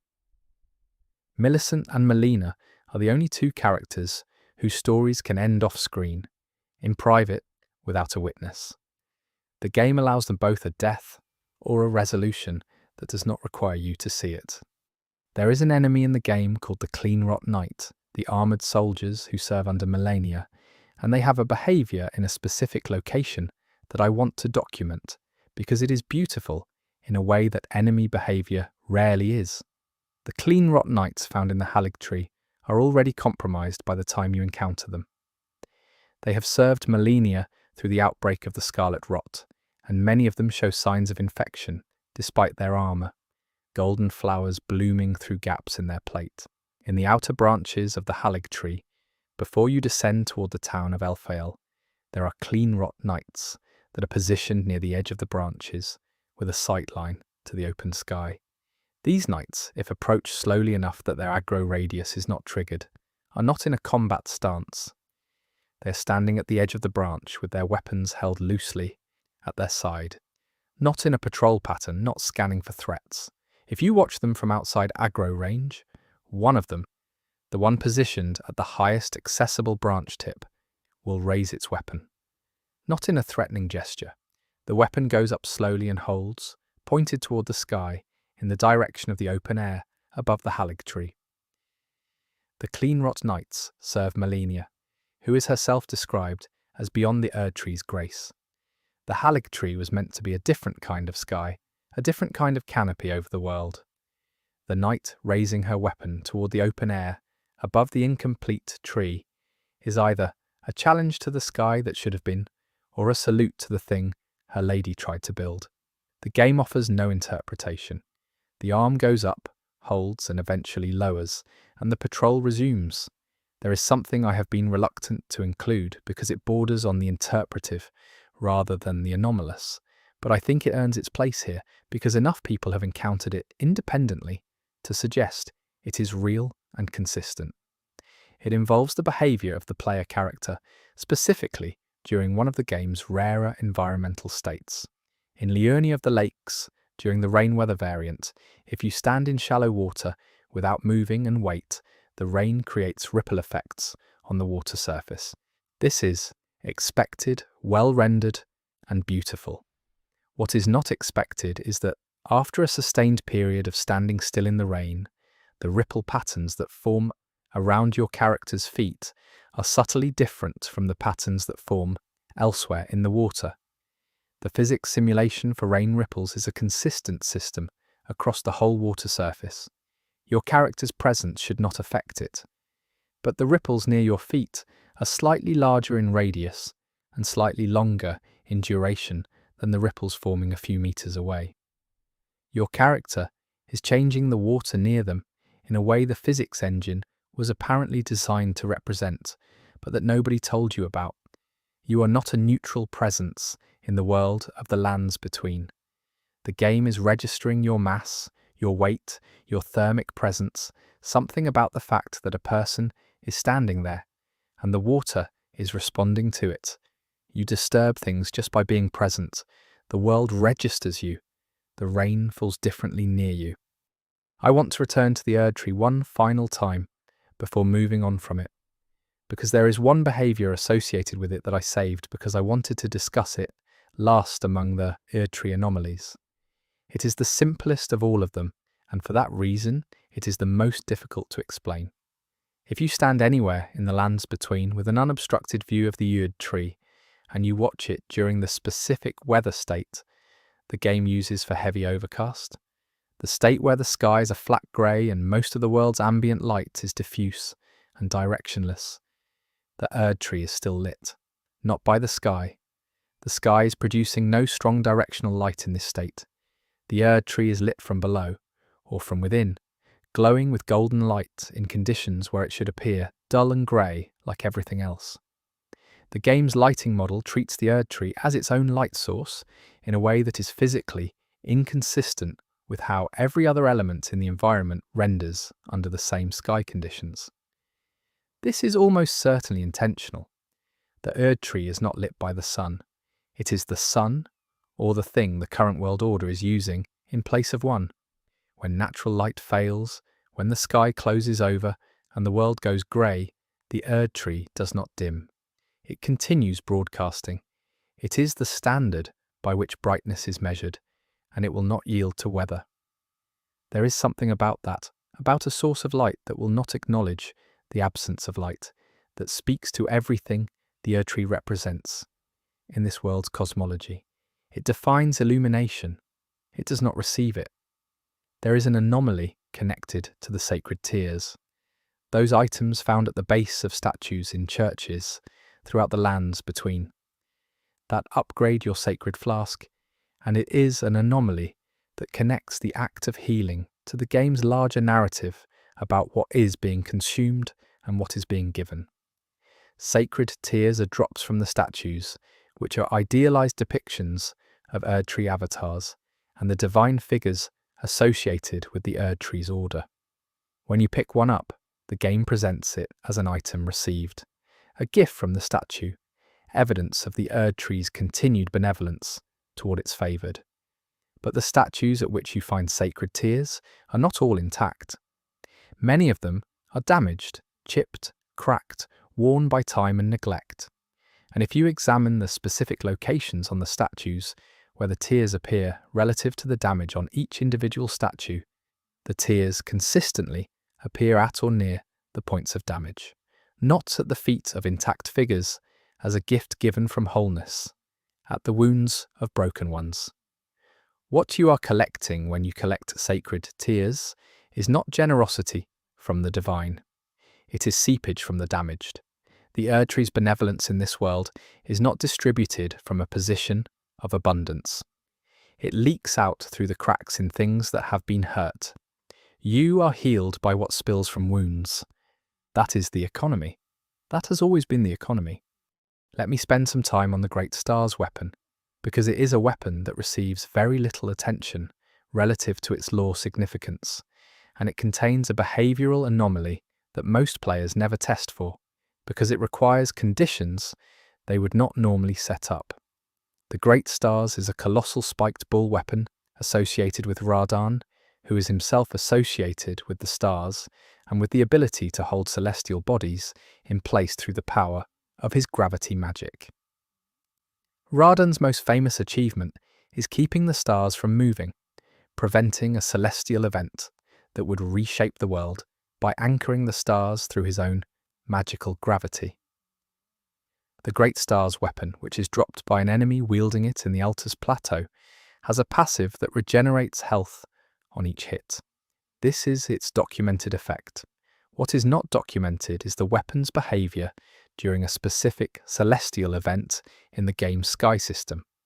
There is a point in the game's day cycle where the visible stars in the night sky reach a specific configuration. A pattern that other players have noted resembles the configuration described in lore texts about the night Radon began holding the stars in place. If you're holding the Great Star's weapon, not wielding it for combat, but holding it in your main hand at rest during this sky configuration, the weapon's spike alignment rotates, not visibly in motion, but between one moment and the next, the spikes are oriented differently. 1 degree, perhaps 2. The weapon points briefly at the sky, at the configuration it was made to remember. Then the configuration shifts as the game's cycle continues and the weapon settles back to its resting position.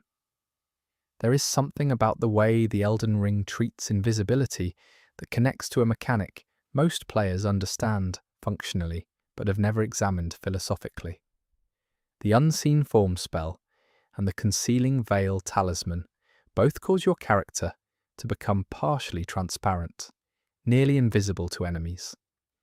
This is a tool for stealth, for bypassing encounters, for navigating spaces without confrontation. But there is an additional effect of invisibility that is almost never discussed, which is what happens to your character's shadow. While they are under the invisible effect, your shadow does not disappear when you become invisible. It persists, a full, solid, completely normal shadow cast by a body that is not visible to the naked eye. This is technically a rendering artifact, the shadow system and the transparency effect being on different render passes that do not communicate with each other in this context. But the result is thematically perfect. You can make yourself invisible in the lands between. You cannot make yourself unreal. You cannot remove the proof of your passage, the mark you cast on surfaces beneath you. The shadow was always there, before you arrived and after you leave. You move through a world that is responding to your presence, regardless of what you choose to show it.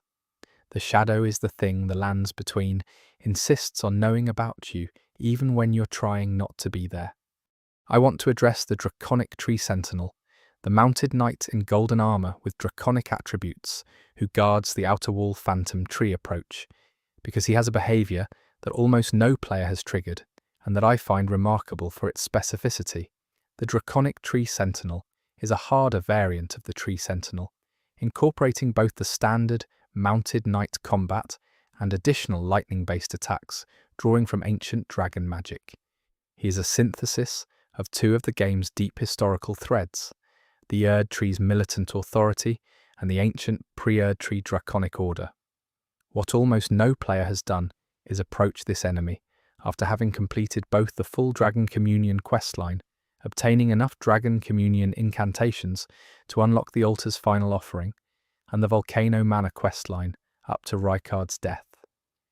With both of these conditions met, meaning you have fully integrated into a system of draconic power and then witnessed the death of one of the game's most transgressive figures, the draconic tree sentinel does something different on first approach within aggro range. He stops. Not in combat readiness, in assessment, he looks at you for a period of approximately 4 seconds with no aggro, no attack initiation, no combat music. Then combat begins normally. 4 seconds is nothing in terms of gameplay, but it is an eternity in terms of what it suggests.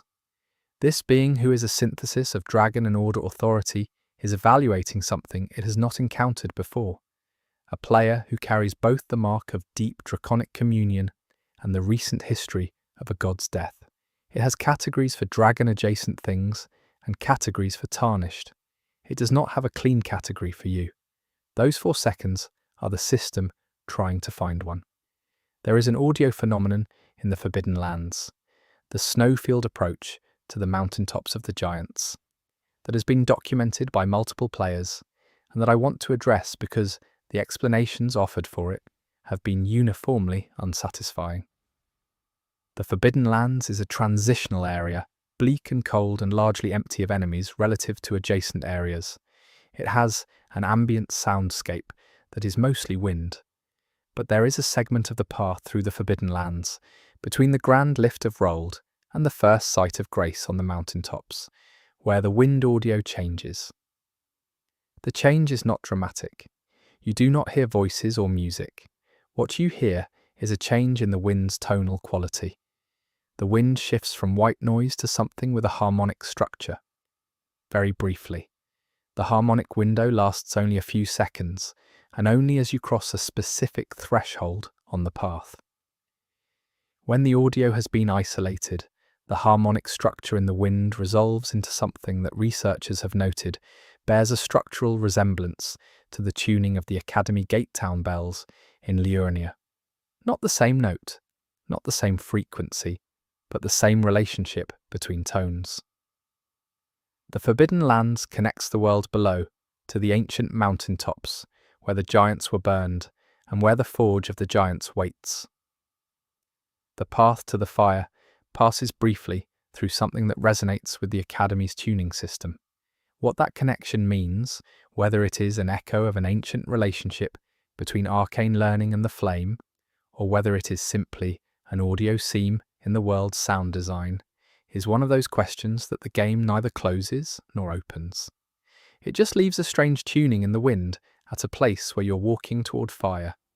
There is something I want to say about the tree spirits, the large slithering boss creatures that appear in the Evergale prison at Stormhill and in the tunnels beneath various regions, because their behaviour during defeat contains something that most players move past without registering. When you kill a tree spirit, the death animation is dramatic and extended, a lengthy dissolution as the creature comes apart. During this animation, the tree spirit's head, which is the most distinct and visible part of its anatomy, turns. It does not turn toward the player, it turns upward, toward the ceiling, toward the surface, toward where, given the underground nature of most tree spirit encounters, the Erd tree would be if you could see through the rock. The tree spirits are creatures grown from and serving the Erd tree's root system. They are extensions of its underground presence, guardians of the channels through which the tree feeds. In death, they look toward the thing they came from. Not because the game is being sentimental, because the animation is modelling a real behaviour, the tendency, when a thing is ending, to orient toward its origin. The tree spirits, which are biological tools of a divine machine, reach toward their source in dying. It is the only moment in their behavioural set where they seem like something that could want anything. They want to go back, and you have made that impossible. Let me close with something I discovered very late in the research process, after I thought I had catalogued everything worth including, because it arrived the way the best anomalies do, which is through someone paying attention to something everyone else had decided was not worth paying attention to. It involves the character select screen. Not the in-game character creation screen discussed earlier, the screen you see when the game first loads, before you begin a new game, if you already have save data. The screen that shows your existing character or characters waiting to be selected. Most players glance at this screen and click through it quickly, but the characters on this screen are not static. They are not screenshots. They are running live game processes. Your characters simulated in a frozen state with full environmental lighting and ambient physics. And if you leave this screen open without selecting anything, the characters will eventually, after several minutes, move. Not dramatically. A shift of weight, a slight turn of the head. The idle animation system running at a fraction of its normal speed, barely perceptible. Your character is alive on that screen, waiting. The Tarnished is described as someone who has waited for a very long time, who was turned away from grace and left to wander without purpose until the grace returned. The character on the selection screen does not know it is waiting for you to select it. It only knows how to keep going.